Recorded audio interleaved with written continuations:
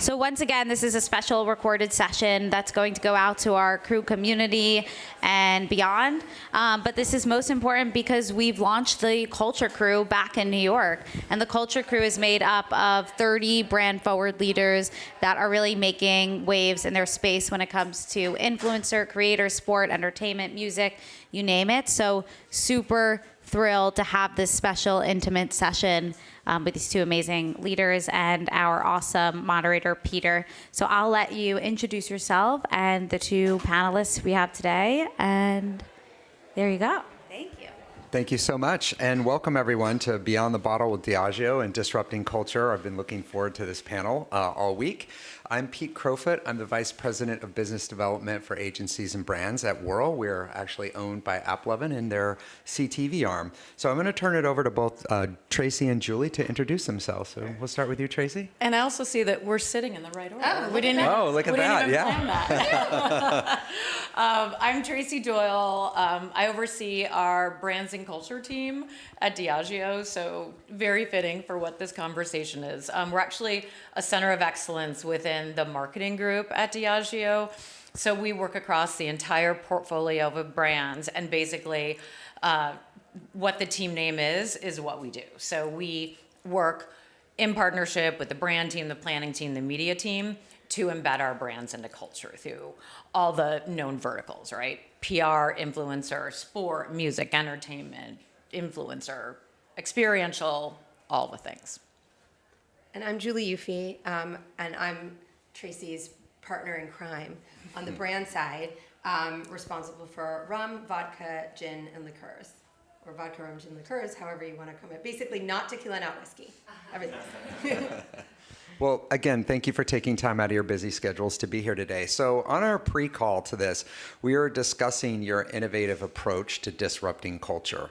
And so I want to start by understanding, really the audience to understand the role that culture plays internally at your company. I came away from our pre-call thinking it's very unique. So either one of you, do you want to unpack that for the audience?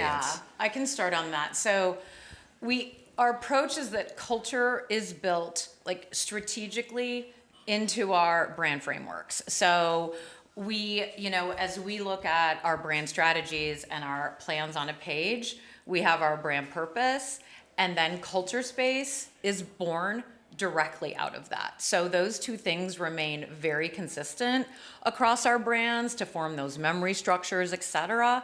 And then from there, come out of it our creative ideas, our campaigns, our cultural verticals, et cetera.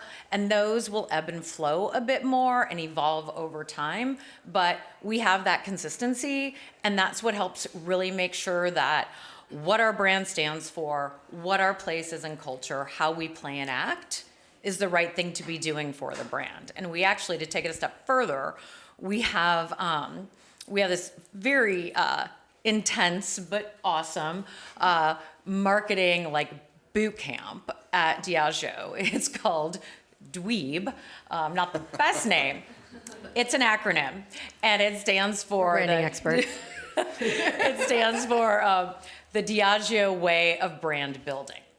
And it's something that all of our marketers are going through. And we've recently run DWEEB version 5. And we've recently added culture in as a key piece of how we're building our brands, how we're training our marketers, et cetera. So again, forefront, never an afterthought. And what I will say to give you a preview into what we're going to chat about soon is that when it's done right, that is when you achieve the key KPIs for the brands that matter, whether it's salience, whether it's relevance, whether it's purchase interest, purchase intent. You can see the correlation, maybe not exactly, but when culture strategically is done right, as Tracy's saying, the results follow. That's a great segue, and I think we better understand how you're thinking about that. And we want to talk about disrupting culture with some specific campaigns. So one is, obviously, there's been a lot of talk about the White Lotus. So can you talk a little bit about how you thought about approaching that, some of the results that you may have seen from the campaign? I'll start. Yeah, Sure, I'll Julie, start first. sorry. Okay, so we're gonna we'll go back and tag. forth. We're friends. Yeah. Okay, so this is amazing. So as Tracy mentioned, right, it's strategic choice. the brand promise of, so two brands that we activated for White Lotus. I'll explain in a minute what we did. But this was a partnership that we did as Diageo and HBO around their property, the White Lotus. The kind of lead brand for this was Kettle One and Tanqueray, which was a second brand that also activated it together. The brand promise of Kettle One is to raise the bar, right? That's the shorthand of it. Elevated experiences. It's about these amazing hospitality experiences and elevation and, really giving that delight in a very refined way. And what better way to bring that to life than this story, right? The White Lotus, which is all about really, in my language, not theirs, really fancy people behaving badly in really fancy places. But that is what it's about. And, obviously cocktailing features prominently, hospitality features prominently, but it's really about this lifestyle and this ethos that is about raising the bar. So the strategic foundation is there. Then working, it was a lot of effort and focus and really brilliance from Tracy's team. Very early in the process, we were able to bring this experience to life. And when I think about culture and experiences as a brand leader, what I always tell people is, it's about story doing, not just saying. No one wants to be told anything. They want to feel it, they want to experience it, they want to live it. And everyone wants to live, or at least a lot of people want to live the White Lotus experience. So what we did is, how do we bring this to our consumers and to people in general, giving them a taste of this elevated experience? And we partnered well before the series began with Patrick Schwarzenegger, who is a prominent star in this. He became our Kettle One Spirit Advisor. We created a bespoke cocktail with Kettle One and Tanqueray. There's all these details, but it's a multi-layered piece. We created content because, of course, you're not going to have an entertainment property that doesn't have content, right? The content featured the cocktail. It had Easter eggs before the series began to what would be happening in the series for those Uber fans. And then from there, there was traditional programming, there was activation, there were experiences that we did with the partners of HBO and other White Lotus partners like Banana Republic, where there were events. We served the cocktails there. People wore the Banana Republic clothing. They felt a little bit of the White Lotus magic. Patrick was there. So you can see how no matter where you were as a consumer, whether it was in a bar where you were served a White Lotus Vesper, whether it was on HBO's platforms or while watching the programming where you would see our advertising, whether it was, at the finale experience in LA, or even if you're in a Total Wine and More and you walk up and you see a display of Tanqueray and Kettle One together with a recipe for the White Lotus Vesper, you are able to live this experience through the line. Yeah. I hope I covered everything. I think That was so. incredible.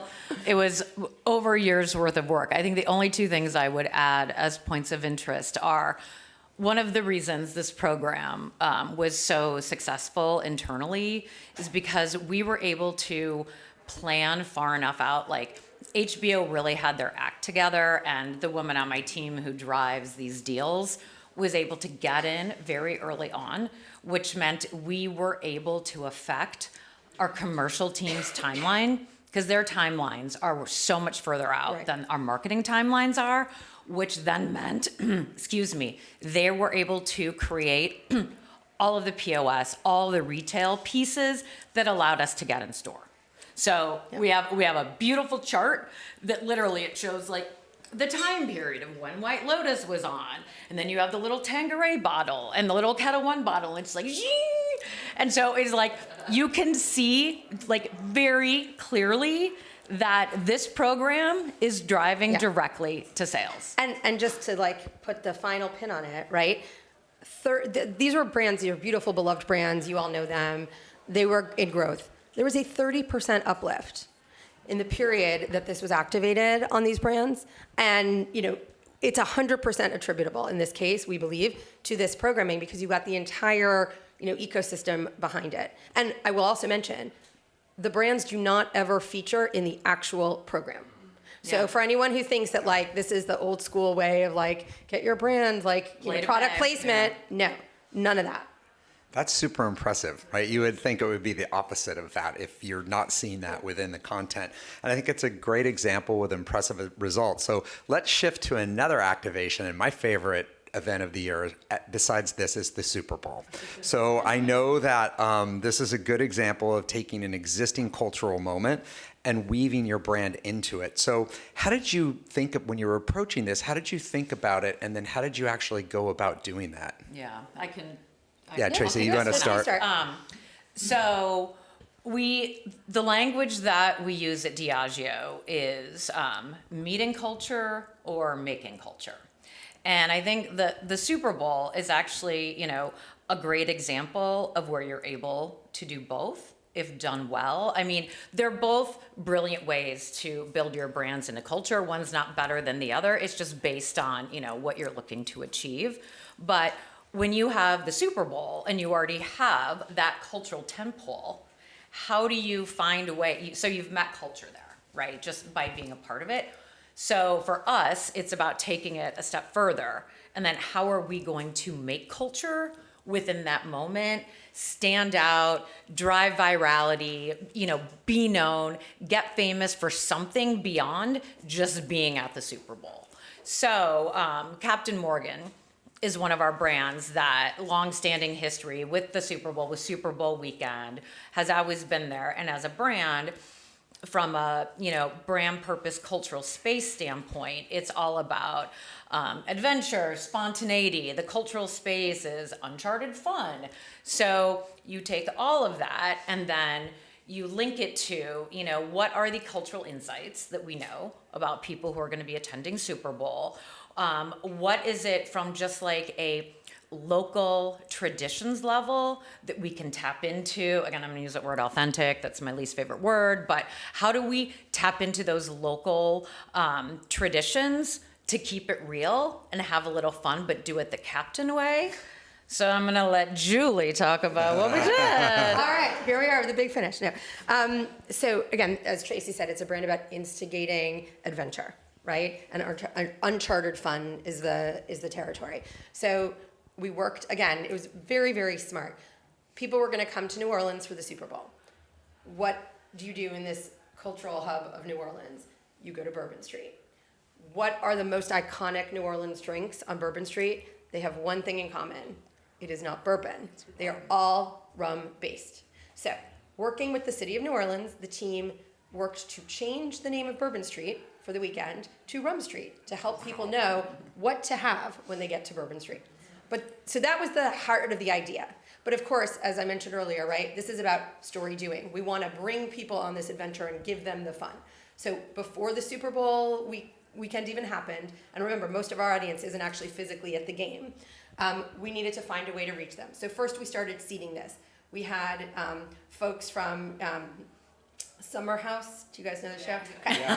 Yeah, and like relevant to our audience. They were out in New Orleans and they were kind of like changing the sign names and seeding some videos out into the world of like something's going on, what's going to happen on Bourbon Street, Rum Street, what's happening. Then it got bigger and bigger as the weeks rolled on to the Super Bowl. So there were like, follow the captain, what's going on, what's happening on Rum Street, where's Rum Street? Guillermo on Kimmel gets lost on Rum Street. He's asking his phone, where do I get to Rum Street? No, Bourbon Street, Rum Street. No, I'm trying to find Rum. That's a whole thing that happens. There was digital content. Then by the time you got to the weekend, we had all the local New Orleans performers, street performers, a first line band, everything, driving people down Rum Street to a big finale party event with lots of high profile talent, etc. But what is most special about this simple idea of Rum Street? Beyond the fact that like the city loved it because we were able to, again, advertise for them. We were able to give experiences that were very unique, that were our story doing, living our brand's uncharted fun philosophy. This was a almost 2 billion impression activation in a weekend where most of the people experiencing this were not on the ground in New Orleans. We had 3 times the engagement in the content that we had the years before, and we always activated Super Bowl because we're an NFL sponsor.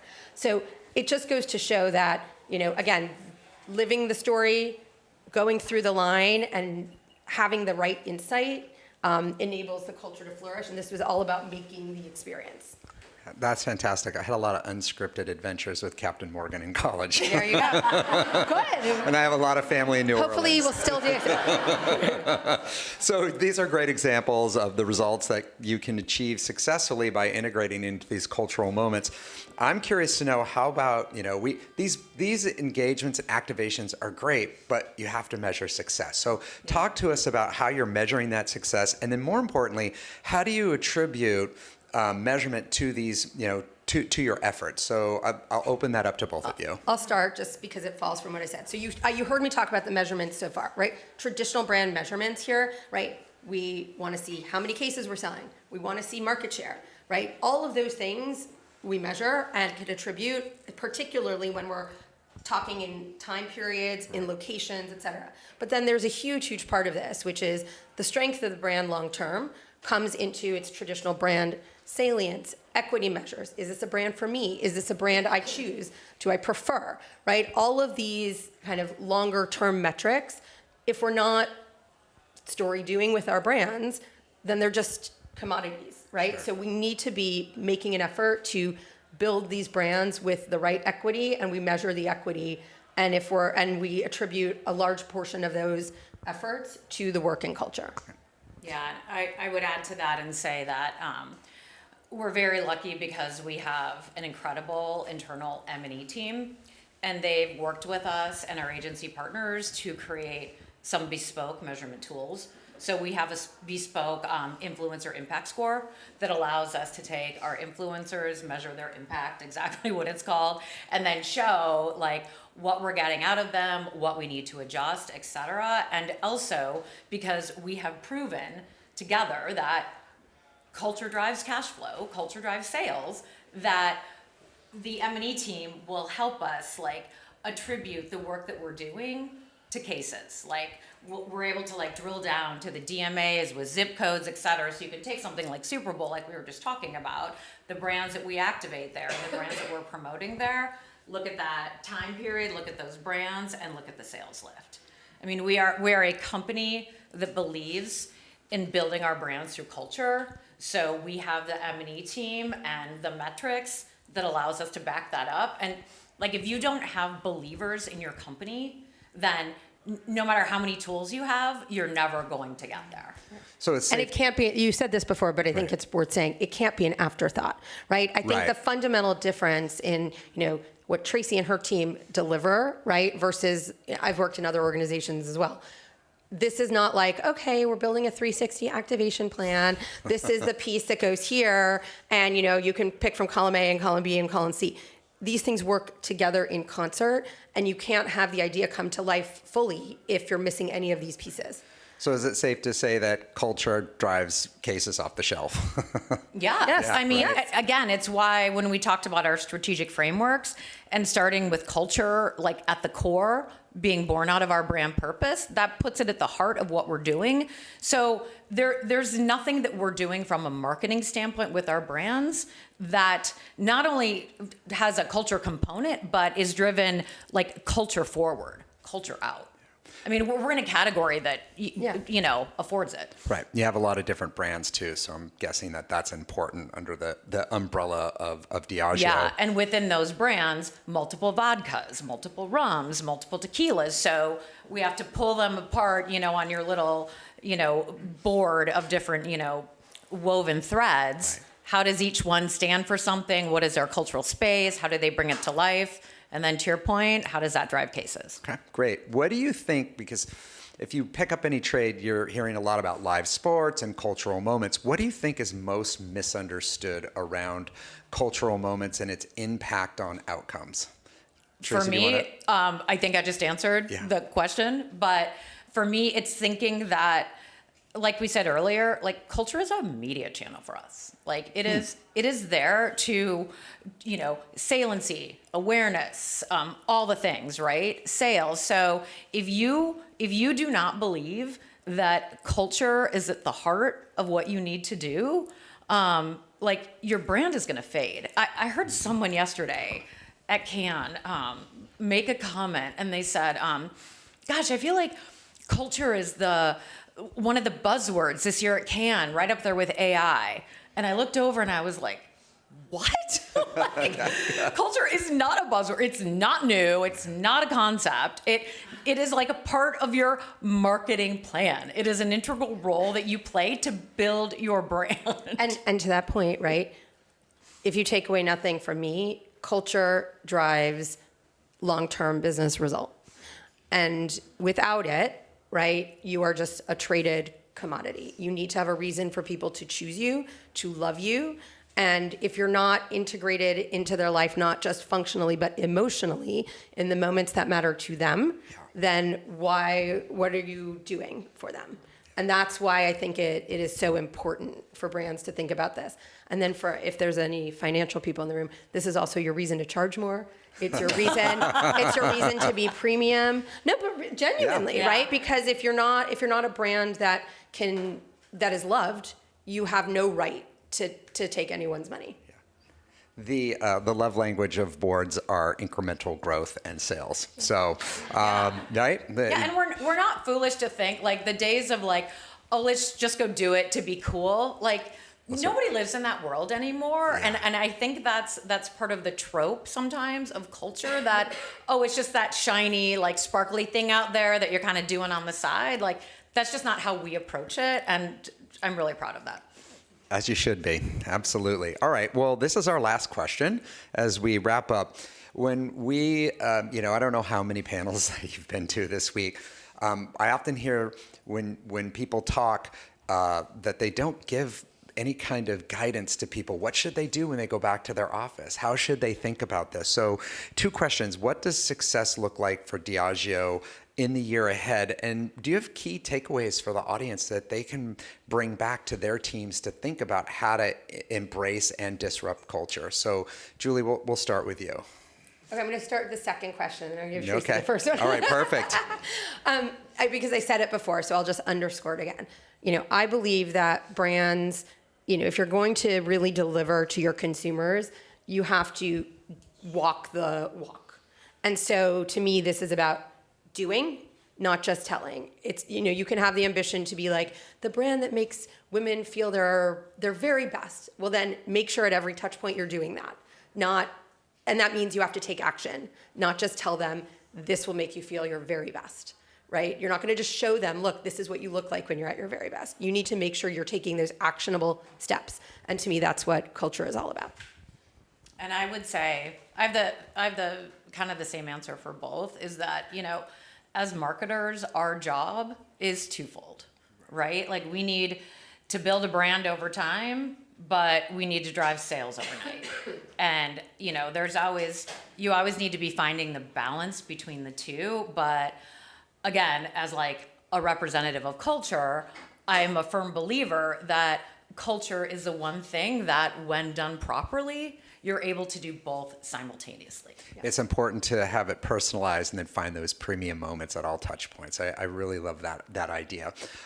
Thank you so much for joining us today. This has been really Thank you for having us. enlightening. Yeah, thank you. You're welcome. That went fast. Yeah.